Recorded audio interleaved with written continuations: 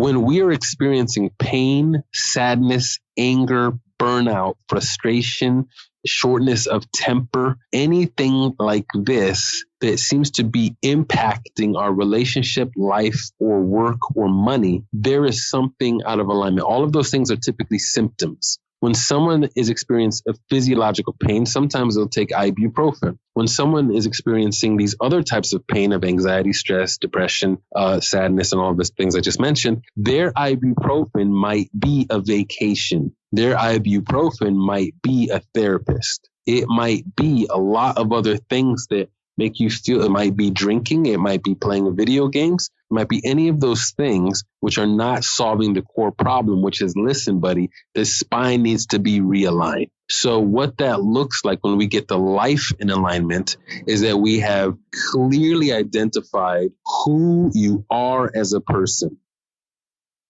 Hey, it's Rocky. Welcome to Richer Soul.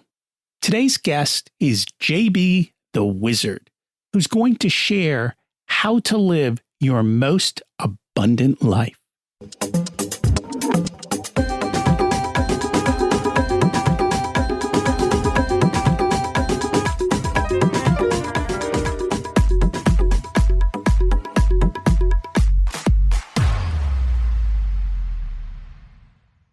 Imagine it's 12 months from now, and you've achieved your major life goals.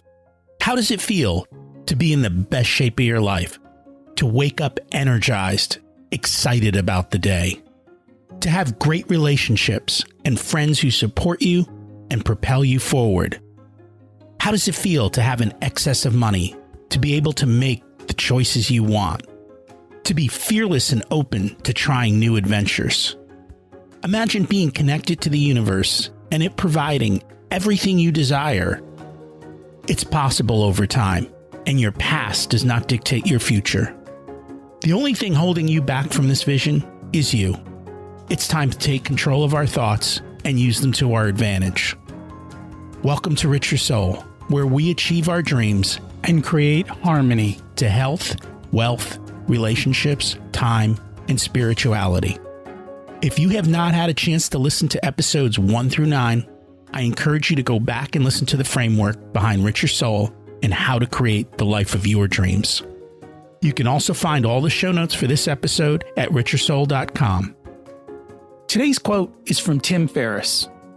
Someday is a disease that will take your dreams to the grave with you. We're going to chat about that today and more. Too often we live life by putting band-aids on our problems instead of fixing our problems. It's really not that hard. Small changes over time create big results. And you can't wait for someday to create your dreams. Just take one tiny step towards them. That's it. And over time, those steps compound like you can never believe. I know they have for me. Before we dig into all of this, let's review last week's action step, which was to look at yourself in the mirror, regardless of your current financial responsibilities, and ask yourself, is there a cause that I would like to make a difference in? And then go do it. The question is, where are you going to create your legacy? And this is how you do it. Pick a cause, give time or money. And believe me, it brings a lot more joy. It's also being intentional. And I cannot harp enough on that topic of intentionality. The other wisdom we learn is that our dreams and desires change over time. Look at who you were 10 years ago. It's probably a different person than today. For me, it's night and day. If you had told me this is where I would be in 10 years, I don't think I would have believed you. You have to update your desires, update those dreams, and update what you want to do. Do you change your routines? Have you fulfilled your dreams? Or are you going to be that person who we started with, who dies with regrets? Because that's truly a shame. We're going to revisit this topic of being clear in your purpose and living in alignment. It takes a long time to get this right, but once you do, it's great. And as you will hear, having lots of money and fame is not going to solve this problem. You still have to do the work yourself. So create that clarity. Today's guest is JB Bethea, who is well known for helping celebrities and CEOs get in alignment by removing mental blocks. He's an actor who's appeared on live stage and in films and TV, including appearances with Cuba Gooding Jr., Ed Harris, and Lou Diamond Phillips.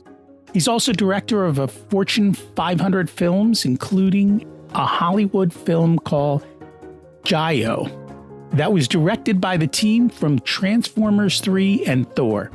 As a result of JB's varied life experiences, he is the wizard at connecting with people and helping them flourish with authority, authenticity, and a high degree of mindfulness. Let's meet the wizard. Welcome to Rich Your Soul, JB the Wizard. It's great to have you join us today. Thank you so much for having me. It's a pleasure to be here. And I'm excited to learn from you today.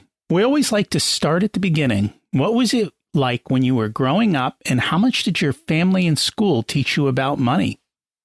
Sure. I grew up in a lot of different places around the world, Germany, and then I came to America when I was pretty young. My father is American, and so we traveled a lot. And family was very important to us, is important to us. And when it comes to, learning about money, I would say that definitely did not happen in school so much. I remember selling candies later on in life, maybe in like high school or something like that, or middle school. But growing up, there was an emphasis on, I guess I would say self-mastery. I started martial arts when I was 6 years old. And that form of independence and self-control has been a major ingredient throughout my life. And money, I would say, it's not that it was okay to talk about, for sure. It's just something that we didn't very much talk about growing up, or at home or in school. So how did you end up learning about money? Sure.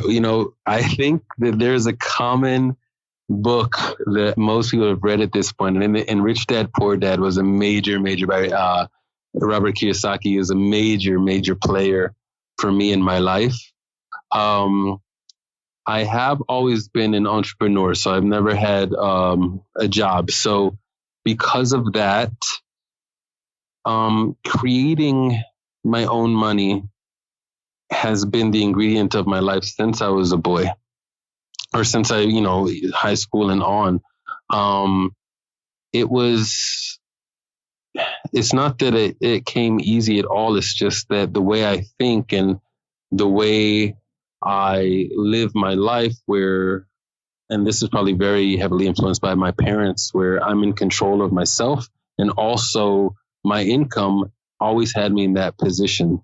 So when I was preparing for college, the idea of thinking about where that money would come from is something that I knew I needed to figure out. So I did. I ended up writing essays. I did well in school, and I ended up getting paid to go to college. So the money came that way for me. And I knew that as long as I was in control, that I could generate the amount of money that I needed. And that's kind of how the ingredient has always been for me growing up. So learning about creating my own money brought me to copywriting. It brought me to sales. It brought me to public speaking, pitching, understanding people's needs and wants and that sort of thing. And as far as the management of money and leveraging money, that came about from Kiyosaki, really understanding that while I was in control, when we're looking at the quadrant, we're looking at self-employed. But what happens when we begin to move over to the other side of the quadrant, to business and then investing? And what does that look like? So that's kind of where that journey began for me.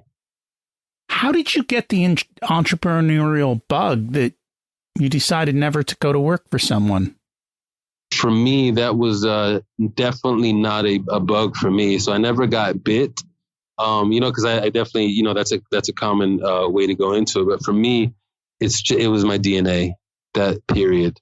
My father, I grew up American military for the most part, because my father was in the American military. And I saw that for him, you would think that taking orders is what you've got to do. But for him, for my father, he never did that very well at all. And that was what I saw. And my mother, we're happy, we're proud to be German, we're Jewish too. But when she always wanted to come to America. And the thing for America for my mother was freedom.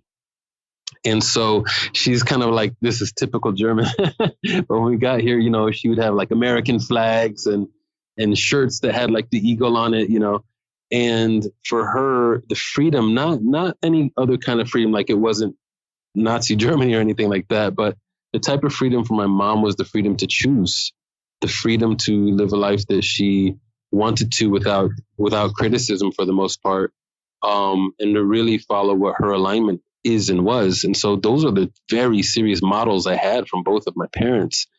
My sister got a job when she was younger, and I don't know, but it just wasn't me. So I saw both of my parents, and I took on that attitude, if you like, of just being in control of myself, and the aspect of even thinking about working for someone wasn't quite there. I'll indulge for a moment. Can I tell you a quick story for a moment? Sure. Okay. There was a time when my father retired. I was about 17 years old, and I really liked electronics. And there was a Best Buy store at the time, and that was one thing that I got. I wanted to work there because I saw my sister had a job before. She's 4 years older than me, but I was like, hey, that's really neat. And I could tell people about electronics and things like that, and the decibels in headphones. And for some way, I ended up being able to get an interview, and because a friend of mine was working there, and it was about 5 days in, and my father said, son, you have the rest of your life to work if you want to.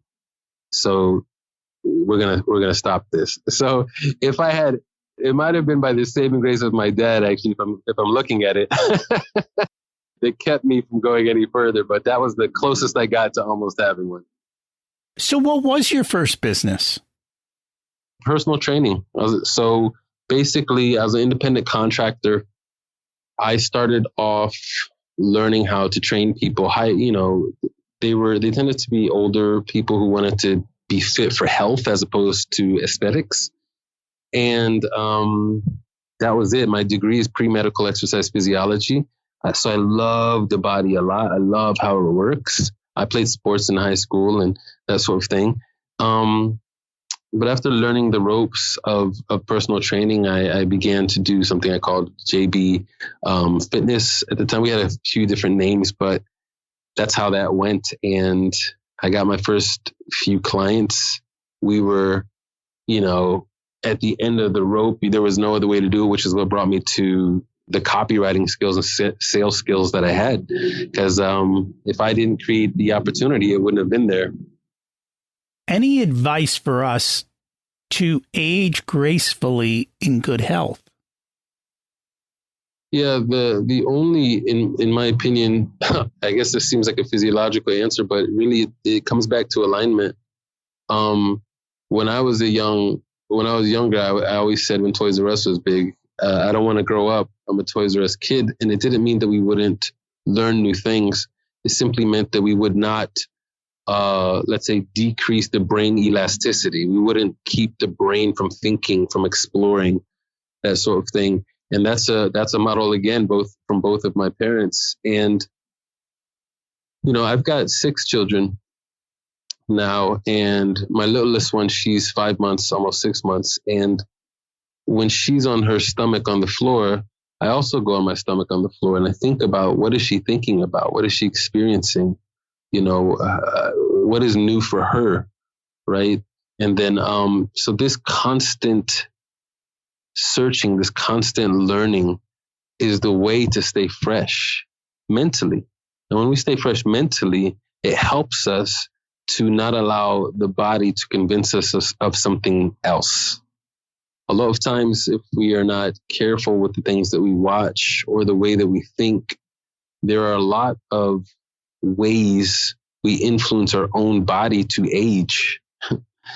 because of what we think should happen or what we've seen happen, as opposed to what the body's naturally going to do. So I would start with alignment, your purpose, living the day with curiosity, constant learning. It won't stop, to enjoy that process. First and foremost. After that, we want to take a look at what we're eating. And after that, we want to take a look at how we're moving. That's the order. Yeah, people don't realize how much good habits begin in the kitchen, right? Yes, that's a cool way of saying it. Yeah, I like that. So out of curiosity, are you doing anything with your kids to teach them how to live a better life? Yeah, absolutely. I created a process called futuring, and it's a story. It's a theme park we're working on now. It's a live performance that we've written. It's also a process that I bring clients through. And the end of the story ends with, I'll see you in the present, which is the future you designed. So a term that people put around futuring oftentimes is life design. And from that, we've created also Futuring University, which jokingly also happens to be FU, which is a little bit of an FU to traditional education sources and traditional educational processes. And so Futuring University is something I bring my clients through who are 60 years old and younger, and then also my own children, right? So my children are a part of Futuring University. And what that looks like is we talk about what their alignment is. Where are their natural abilities? What are some things they enjoy? What are some things that help them to feel free while at the same time also benefiting, other people? So an example is my 7-year-old. He is very much into skydiving, to jumping out of planes and that sort of thing. And we also all skateboard, all of us skateboard. And my mother at one time said to my son, she said, when I watch you, I myself feel free. So we have a conversation around that. Hey guys, do you notice that when we're living in our alignment, that it starts to affect other people, helping them also to feel free? What practically do we need to do in order to bring that to life? So then some of them say, well, I'm going to hire a pilot. Okay, great. Let's take a look at how much a pilot costs to hire. Money is it's a constant topic for us. We bring it up. We talk about it. Is it energy? Is it practical? Is it an agreement between two people? All of those different concepts. How do we get it? What do we need to say? How do we provide benefit to other people with it? So then we figure out, okay, here's the cost. And in that, we cover math. We cover social studies. We cover cultures. We cover beliefs, marketing, language. Okay, great. Let's say we acquire this amount of money. We provide this amount of value for somebody. What are we going to do with that money? If we put it in the bank, here's the interest that you're going to get. Here's what interest means, right? So these topics come up for my family at Futuring University, surrounding everything that they do and what is in their alignment. So my children dance, martial arts, skateboard. One of my children is a YouTuber. He's very proud of that. Another one is very much into baking. So this is how we handle Futuring plus financial intelligence. You kind of touched on this, but what are your thoughts on traditional education? Sure.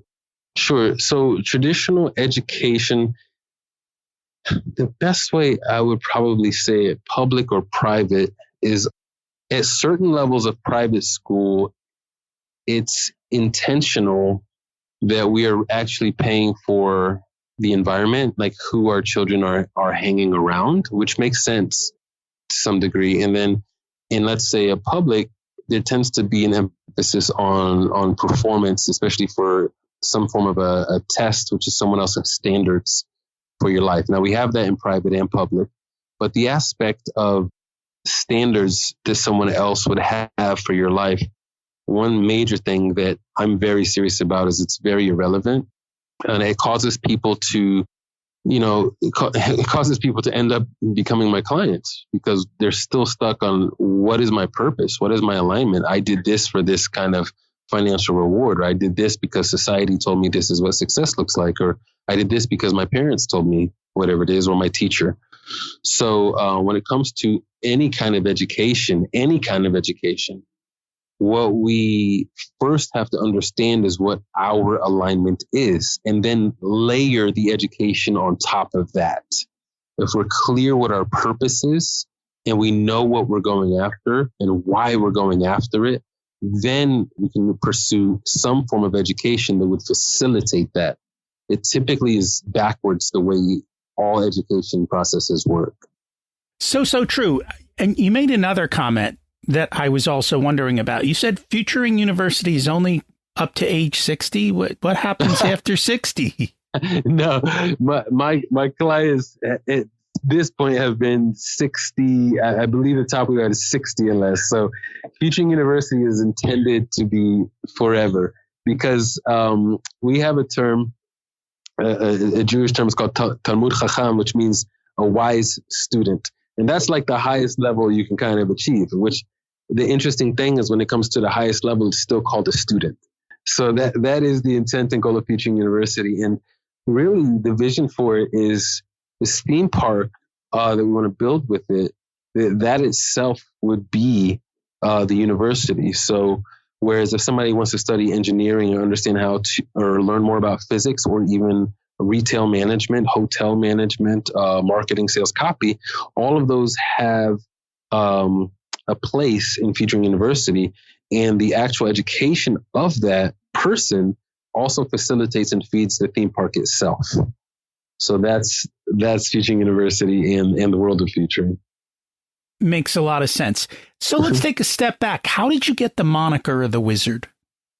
Oh, wonderful question. So my clients, any name that I get, I get it from my clients. So the alignment guru, chiropractor for the soul, the wizard, all of these things came from my clients. And what happened is this particular one, it really started with Charlie. He is a Nike sponsored athlete, and then Grammy and Emmy Award winner. And we were working together. He came to me and he said, I feel stuck. I need things to get to the next level. Things weren't quite working the way he wanted to. Now, he's front cover of magazine, and it seems on the outside to most people, everything is going wonderful. And to most people on the outside, he's looking successful. And I'm not saying he's not, but this is, yourself, if you are really performing at the level you are made to perform at. And that's what was happening with him. So we started working together. And one day he called me. He said, "What is going on?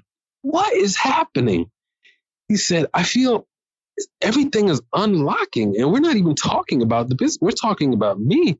He said, "You know what? I'm deleting your name from my phone, and I'm just writing in the wizard. I feel like you're a wizard who jumped off the side of a mountain just to talk to me. That's it." And literally, it was from that day on, it just really resonated. And it's stuck. And so we trademarked it. It's everywhere. It's us. So JB the Wizard stuck.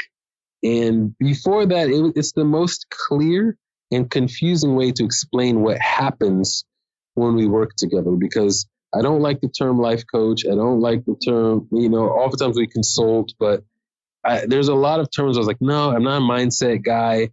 It's really, we couldn't put our finger on it. And then when the wizard came, it was like, you know what? It seems like that's working. And then a lot of other clients were like, that makes sense. So it just stuck. So you kind of alluded to it with the gentleman you were talking about, but why do people who supposedly have it all still struggle with happiness, anxiety, depression, or being unfulfilled? Sure. That's a beautiful question. And that really is a major driver for why I do what I do. I just feel like they're a really underserved market, because who are they supposed to talk to when they're at the top? Who can they say, hey, things aren't doing very well? What tends to happen is that we set up particular goals from a place of fear, lack, or a place that is out of alignment.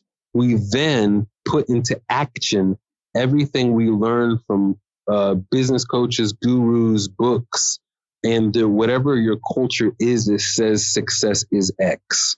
Once we put those things into action, we're 5 years, 10 years, almost 15 years down the line, we may hit that initial goal, but we don't have the feelings that we assumed, thought, or were told would follow after hitting a particular goal.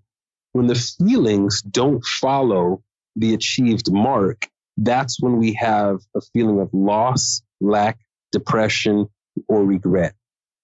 It's at that point that people recalibrate and begin to question or ask or think. And people go a few different directions. They go to a therapist. They go to pills sometimes. They go to drinking. They go to vacations. They think that vacations will solve the problem. They pick up a hobby possibly, which is all fine and good. It's just none of those things really solve the problem. So that's what tends to happen, without, some of my clients, they're, selling between 20 and 100 million per year. And that's still nowhere near where they want to get to, but they don't quite know, okay, well, what do I do? And what happens if I have to pivot? Do I stop generating this? And then what is my wife going to think? What are my friends going to think? And or let's say I don't even care what they're going to think. What is my first step? I don't even know what to do. Whereas some other clients, they call me from a private island. And they said, I'm on my private island. I got here by my jet. I've got a chef cooking, but something is off. I'm happy, but I'm not. I'm pretty good, but I'm not. I don't know what the problem is, but I know there's a problem. So, yeah. So you're sitting on a private island. You've got a jet and a chef. What kind of problems are you having? Right. Yeah. So wherever you go, you are. Okay. So there is no location physically in the world that removes you from yourself. Now, in the world is key. There's no location in the world that removes you from yourself. So whatever you have in a bank account is completely irrelevant because that's separate from you.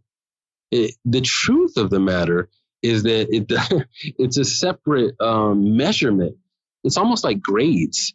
Grades show that you can perform a task. Once you get to usually seven and a half figures, what we're looking at is you can read numbers appropriately. Once you begin to get to 8 figures, we start to have to look a little bit about some character development. Okay, once we're looking at 9 figures, we're having to look at some serious self-reflection. So even before that, these things kind of rear their head a little bit. So if you've got a chef, that doesn't affect whether you feel you're living your purpose. It just means that you can read numbers properly and, buy low, sell high, right? We still haven't addressed the core problem of who you are and why are you buying low and selling high? What's going on? If you keep this up or if you want to ramp it up, what do things look like in 20 years? Are you closer to any goal? And typically people can't even identify the goal that they're working towards anymore once they're on that private island. Right? It's just now the island is a reminder of either a prison of the mind, so they don't feel mentally free, or it's a reminder of, okay, what next? I don't have that feeling yet that I thought I would have at this point. So the feelings that pop up for these people still come up being purpose. It comes up to be, why did I do this all these years? I had some regrets. What can I do now to change those things? I want to leave an impact, on my family or the world. This is pretty good, but I still don't think this is why I came to this planet to begin with. Just these types of questions, they typically say that there's a nagging feeling. That's the closest they can get to knowing something is wrong. They're stuck with the problem of I will be happy when. Right. Fill in the blank. You got to find happiness on the journey. And some people are lucky. They do make a lot of money. But again, the money isn't going to make them happy. And it sounds like that's what they're experiencing. They haven't figured out how to enjoy the journey and be crystal clear. You've talked about it many times. You've mentioned, knowing your purpose and being in alignment with it. And it sounds like for a lot of these people, they aren't. And so they've got to figure out how to do that part of it. Yeah. And a lot of times reconnecting to something that's there, because what we sometimes have to do is simply see, wait a second, you might be exactly where you're supposed to be. You're just overlooking it. You're missing, you're not seeing what's quite in front of you. I call it a 2 mm shift. Sometimes we just need a 2 mm shift to reconnect some things to the appropriate, what I call atomic core. A few names I have for this: atomic core, alignment, futuring, bravery muscle, all of these names. And they refer to a sequence that has to be in a particular order in order to ensure that you are living your life to the absolute fullest potential of you. You've mentioned futuring quite a few times. What is it? Right.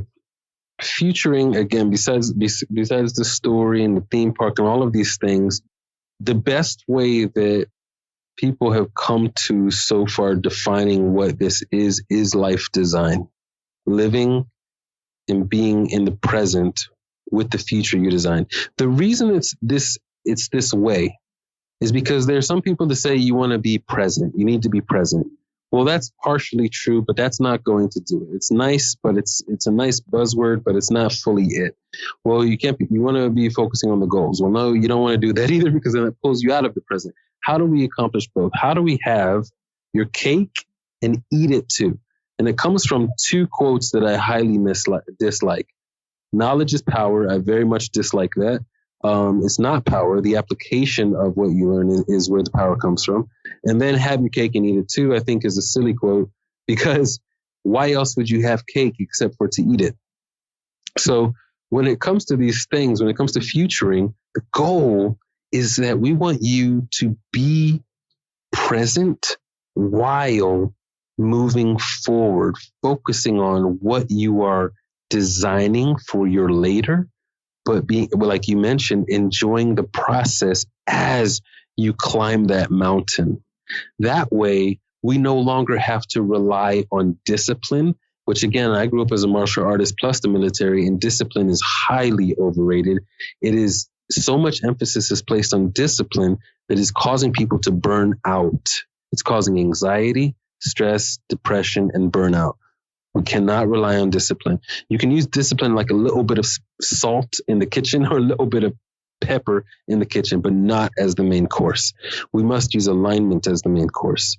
And so futuring, again, is once we've identified our alignment, once we are flexing our bravery muscle, which means making decisions that might be difficult or uncomfortable, and then move in that direction that the life compass is pointing, then what we want to do is enjoy each step of the process by using something that I created called the circadian schedule, which really taps into your natural tendencies, your natural patterns, and learning, or some people use the word auditing your behaviors so that you could really operate at your highest potential each day of the week, each hour of the week, each month, and throughout your life while we're getting towards our goal. So futuring is a compilation of all of those processes together.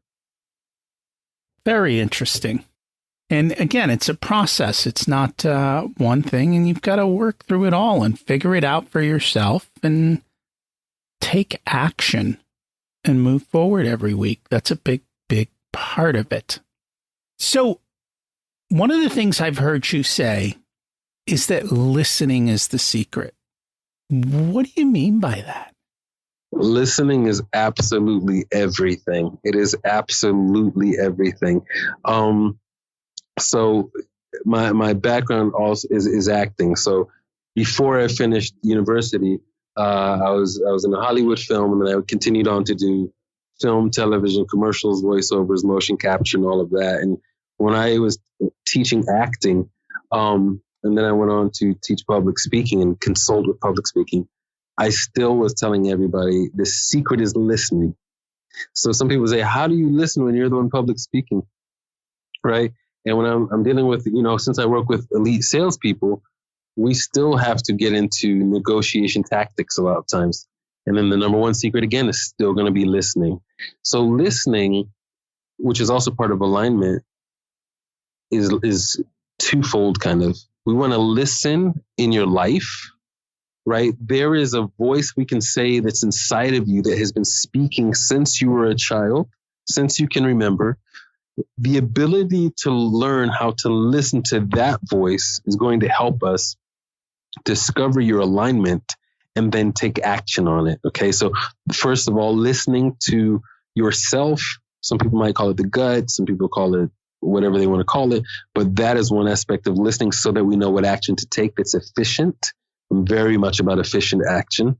The other aspect of listening when it comes to sales, selling, communication, or public speaking is really speaking once you know why you're speaking. I mean, even you and I today, a major question I had is what message is going to benefit the people? That's me listening before I even start speaking, right? So listening, if we would, in our household, in my home, we say, we listen with our eyes, not our ears. So if someone is talking, the other person is looking at the person talking. The ability to listen in that way is something that is so, so rare that when you do it to anyone, you can help them to feel like the most special person in the world, which is amazing for marketing, networking, selling, relationships, raising your children, all of these things. Raising is probably not going to go. Rearing, if you like, your children. So listening with the eyes, which means with your whole self, actually being present with the other person. Sometimes we get into this because the majority of what I do is listening. And since most of my clients have tried solving a problem they had with therapy, I've asked before, what makes this different than therapy? And they say, are you kidding me? Are you serious? Therapy doesn't work, which is why when I say therapy doesn't work, it's not me talking, it's my clients. And so there's something different that we do when we listen that's really difficult to find. And so what is that and how can you do it? One of the main things is simply, again, when I say actually listen, it's more that you want to listen not as if you care, but really care. This is for yourself. You want to do this to yourself and for other people? And if we can do this, oh my goodness, the way we sell, speak, teach, conduct business, and do all of these things will just be tremendously impacted financially and emotionally.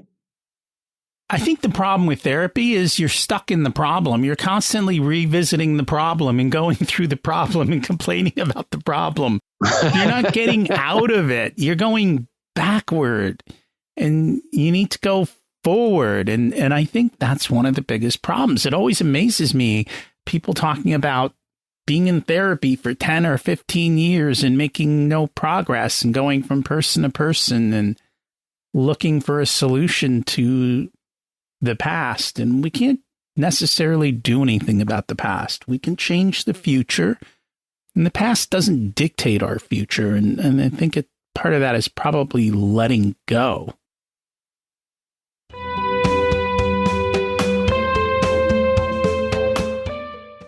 Today's episode is sponsored by Profit Answer Man Podcast. Did you know that most small business owners hate looking at their financials? It's one reason they may struggle with business success. The Profit Answer Man Podcast helps them ensure they are profitable and can pay their employees and weather the storms we all have to face. It's built on the Profit First methodology of pay yourself first. The Profit Answer Man Podcast is a must listen to for every small business owner and anyone who wants to help them survive and thrive. Check it out on your favorite listening platform.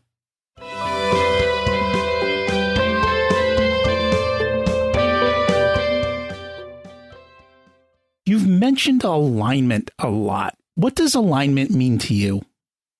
To me, that's a great question. I was doing a live the other day and somebody was saying, so what is alignment? I said, oh man, that is just as difficult as explaining futuring sometimes. Once you experience it, like Wim Hof would say. But this is one of the best ways that we've come to is the vertebrae, which is your spine. So the bones in your back. When I explained this before, they said, well, I don't have back pain. Do I need to get into alignment? So let me explain that I'm speaking about a physiological problem for a moment to explain let's say a metaphysical or mental situation.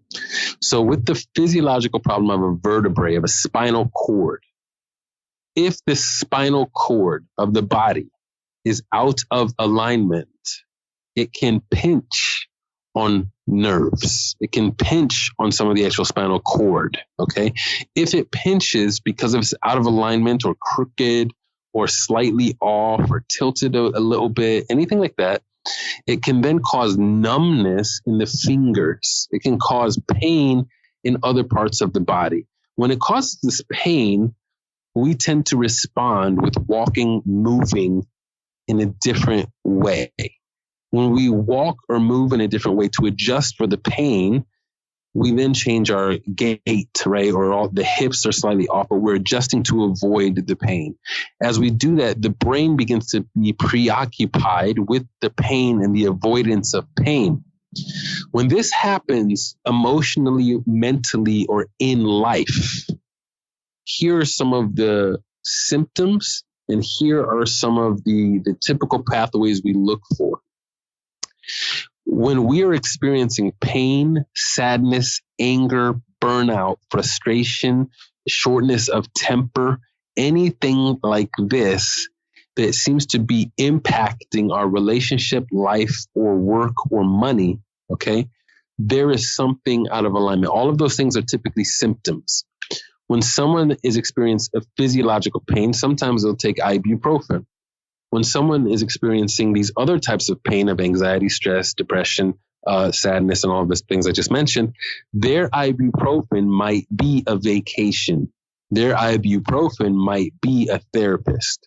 It might be a lot of other things that make you feel. It might be drinking. It might be playing video games. It might be any of those things which are not solving the core problem, which is, listen, buddy, the spine needs to be realigned. Okay. So what that looks like when we get the life in alignment is that we have clearly identified who you are as a person, who you are, why you came here, what you feel or think your purpose is. And getting in alignment with that means we begin to make decisions that are in alignment with that core, which we call the atomic core. So that could be what you're wearing, how you're dressing, what you're eating, the way you're speaking, where you're going, where you live, who you're with, right? All of these things. The physiological expression of that was the numbness in the fingers and the tilted walking and all of those things. When we do this in life, what we get into alignment are all those other aspects of our lives that very much affect and impact our atomic core purpose, happiness, all that. Once we begin to live with that purpose and we take action in that direction in all of these different areas of our life, that leads to this feeling people speak about, which they tend to call happiness. Okay. Happiness is very misunderstood, but they begin to speak and feel these feelings of happiness. The anxiety decreases, the stress decreases, their communication ability increases, their emotional intelligence increases, in different avenues of success. Financial is what we tend to see. Opportunities is what we tend to see open up simply because you're not preoccupied with the pain, but you can better recognize and notice where you're supposed to be going and the opportunities that are in front of you. Out of curiosity, what % of people do you think have clarity on their purpose and live in alignment? Oh my gosh. They are the people, probably less than 5%. Probably less than 5%. Because 1 to 8% of people are leaders. Okay. And anyone whose book you're reading or you're listening to or you're following or watching, typically you're seeing someone who has several areas of their life in alignment. That's typically what you're seeing. You can see this with, Michael Jordan or a performer like that. You can see that with maybe a Tony Robbins. You see it with these type of people, anyone that we know and are learning from, you're seeing a lot of aspects that are in alignment. It doesn't mean it's all there or whatever, but when we're looking at that, we're looking at between 1 and 5%, I think would be gracious. I would say 5% is gracious. And this is what I always struggle with. It's not that hard to do this, but it does take time and it does take self-reflection and it does take turning off the noise of the world. I wonder why more people don't try and do this. What you just said was so beautiful. That's exactly right. Turning off the noise of the world, the self-reflection. I mean, man, if I could just give you a high five right now, I would. That was so beautifully said. I would say that for me, I have a very low tolerance for being out of alignment, and that's it. I have a very low tolerance for that. So if I notice something doesn't have flow, or if I notice something is requiring more effort than it should, my radar goes off pretty quickly. And once that happens, I begin to go right back through the process myself and say, wait a second, something's a little bit off. Let's course correct. And one of the things I describe in my book, Alignment Alchemy, is that alignment moves. And if you think about a hurricane, I like to actually talk about a dinosaur. We talk about the eye of a storm is pretty calm, but it's still in the middle of a hurricane. With a dinosaur, imagine being on the back of a T-Rex. And this T-Rex is just boom, charging, boom, stomping. And some people, 95+%, they want to run into the house to be safe. But when you're in the house, you can't really see where the T-Rex is. You can feel the ground vibrating. So you have anxiety, stress, fear, concern, and all of these things you're doing to be safe. But alignment puts you on the back of the T-Rex. And on the back of the T-Rex, you see where the T-Rex is, you see where it's going, and it's actually the safest place to be, which is the place where almost no one goes to for their safety.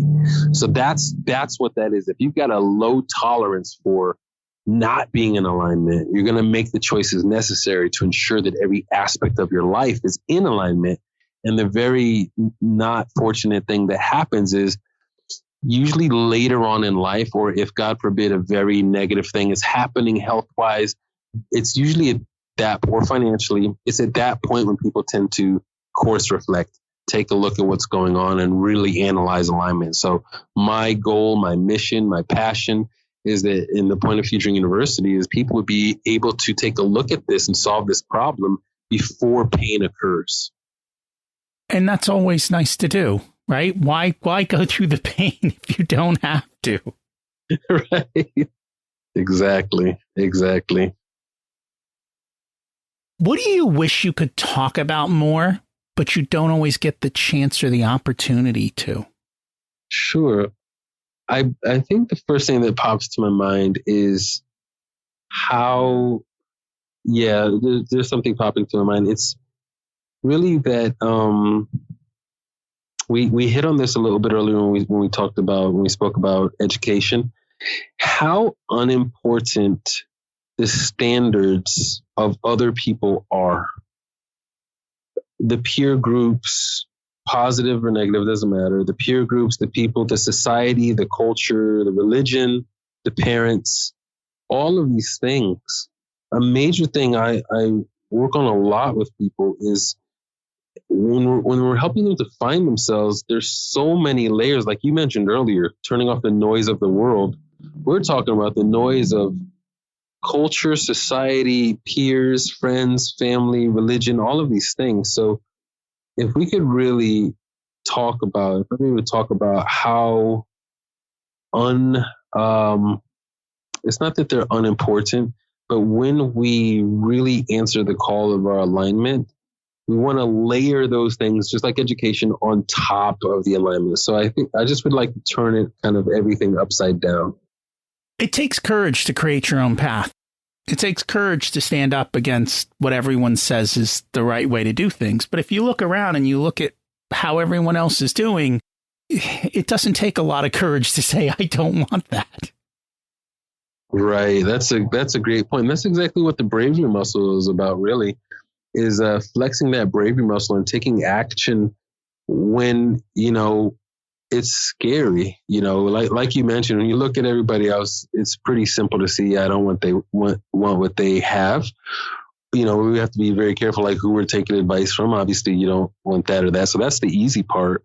But once we know everything we don't want, clearly identifying what we do want and taking action in that direction. That's that courage that you spoke about, what I call the bravery muscle. And it is challenging. One of my favorite things to remind people of, especially when they talk with me, or if they're listening to this right now, I really feel like they're with me right now. So it's just, if you're listening to this in your car, wherever, it's me and you, right? That's how I see you. And you're not alone. That's my favorite, most passionate thing to clear up, is you're not alone. And knowing that is so helpful sometimes in the midst of challenging situations. Taking the time to get clarity on what you don't want is also very powerful, because it helps to close the door on choices. And that brings you closer to finding the things that you do want. And I know for me, that was very helpful in going through that, because once you start crossing stuff out, it just narrows the field to begin with. Sure. I think about what you just said there with speed reading. I love looking for different efficiencies in all areas. And so when I was studying speed reading, it then brought me to photo reading. And one of the tools of speed reading and things to understand with it is, a lot of times it can help you to know what not to spend more time on. You know, I used to go into Barnes and Nobles and maybe pull out 5, 10 books, 10 magazines, and I would go through all of them in about maybe 10 minutes or so. And then I would know, hey, these 2 or 3 right here, let these take a little bit more deep diving. This is going to get to the bottom of what I'm looking for. And that's exactly what you just mentioned there. Figuring out the things you don't want can be very, very helpful to the process. That they can. We always like to get people to take action. What's an action step people can take this week to move forward in their life? Sure. So a major tool weapon of the wizard is the pen and the paper. And you can use a pen and a napkin if you need to or want to. And it would be really neat if this week you can get in front of a pen and paper and write down with that pen and that paper, first of all, anything that comes to your mind from after listening to this podcast.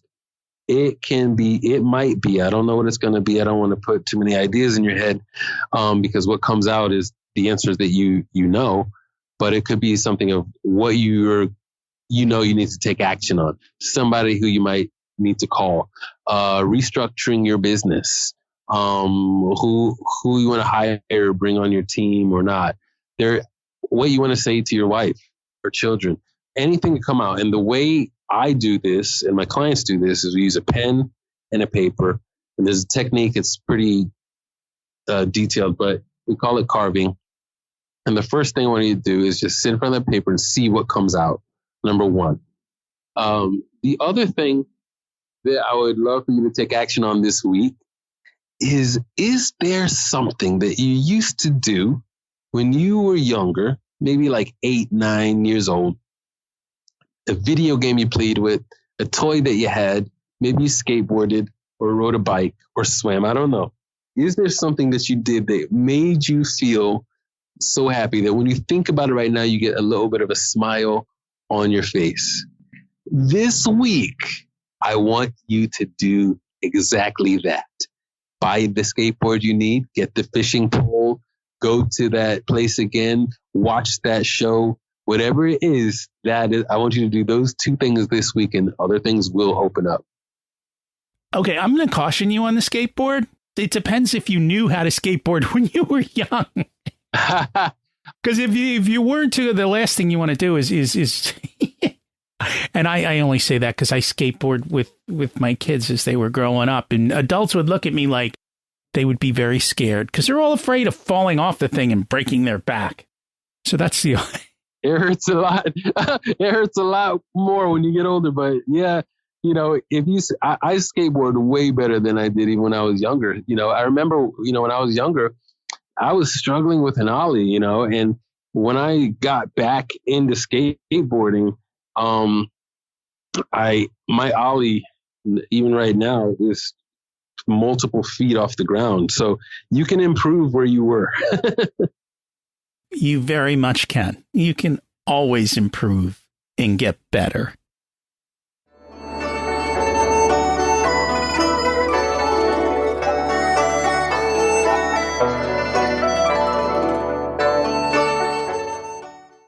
It's time to learn the secrets of life. What's your secret to living an abundant life? That's beautiful. I believe there are 2 or 3 really important ones. The major one is having an activity that makes you smile. Exactly the one that I want people to look at this week. That activity, whatever it might be. So I have a few. So skateboarding is a thing for me. Pouring candles is a thing that I like. So some people call these hobbies. I dislike that word as well, because I believe there's intense meditation that happens when you enter that zone, which enables you to find solutions that you were not previously able to find, which is scientifically proven. So that is one thing that is key for living in abundance, also because it brings you above what a lot of people would call survival. We want to be living in that thriving zone, not the survival zone. And this is one of the tools to do that. Another very neat way that's one aspect of featuring to live in that abundant spot is exactly like this. When there is something that you see in your mind that is very, very big, that might seem unattainable by many people, but it's so big and it seems out of reach for you. One magical thing is I want you to, and one thing that I do, is we take a step or a taste of that thing so that you can experience some of that now. That constant progression is what living is. It keeps you from being completely comfortable, but always growing. So that state of always learning, always growing, always moving is what keeps you young. It's what keeps you happy. It's what keeps you excited. And when you have these little rewards, that helps you to see that psychologically that it's possible, which releases some of that dopamine, which helps you, assists you in staying in the realm of abundance. My last thing is, if you ever would dip down into maybe something doesn't feel the best, I want to take a look at some form of giving. This can be misinterpreted a lot of times. People say give, philanthropic, and this is sort of thing, but we want to give in your alignment. But if we can keep that in mind, that's the third secret there, that what is it that you're doing that you could connect to someone else or something else or some cause or people that you truly sincerely care about and want to help? And how can we give to them that's in your alignment? Those 3 things will help you stay in that abundant spot. So very true. And I think people don't remember as much that giving rewards you much, much more so than receiving. And it's got to be part of your lifestyle in the way that you do things. And it's a lot of fun to give. What did you learn later in life that you wish you would have learned sooner? Great question. Alignment. Alignment is it. There are so many years spent trying to do things that could work, from coaching to gurus to books to procedures, that it's like you find yourself in a particular loop. Why isn't this working? Does it not work for me? That sort of thing. So once I discovered and realized, wait a second, this area of my life is always quite strong. What if I applied that over here? That was alignment.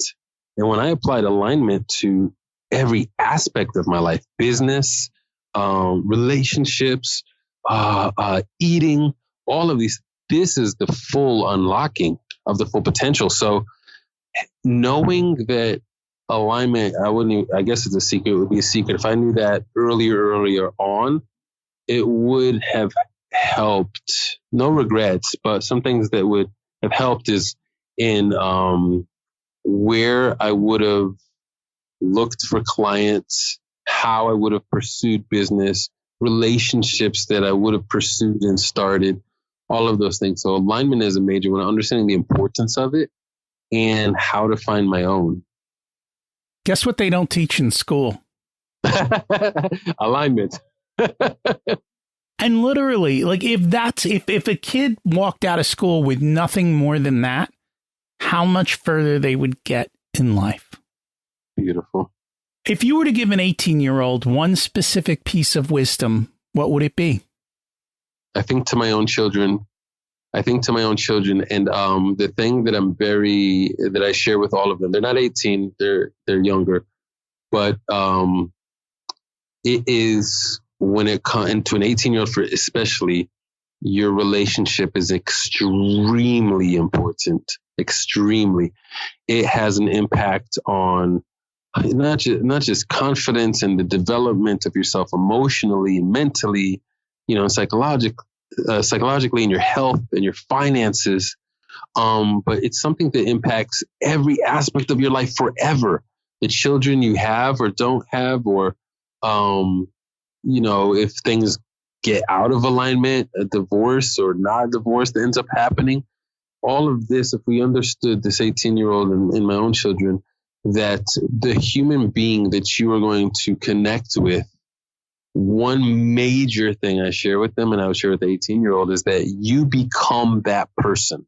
So when you are choosing this mate, you want to choose a mate that you want to become, not someone that you like, not someone that, fits with you or something like that. It's literally someone that you want to become, because that is going to happen. How very inspiring. And, 18-year-olds don't always listen. Hopefully some will. If people would like to find out more about you, your services, and your coaching, what is the best way for them to find you and to connect? Sure. I would say to go on Instagram or LinkedIn and look up JB the Wizard. We're pretty active on Instagram, and JB the Wizard is to find me anywhere. LinkedIn, Instagram, Facebook, everywhere, even in Telegram, and which is a free app to download, which is where we're pretty active there. So go to Instagram, connect with me there. Watch an alignment session where you see what it looks like for someone else to get into alignment. Send us a DM if you want to have a session that's live, or if you want to learn more about an alignment session, and we'll take care of you from there. Cool. And I will put all of that in the show notes to make it easy for people to find you. Thank you so much for joining us today. You're really welcome. You were so nice and kind, and I appreciate your energy and the way that you communicated it. It was very, very beautifully done. So thank you for that. Thank you for the compliment. Are you part of the 1% who live in alignment?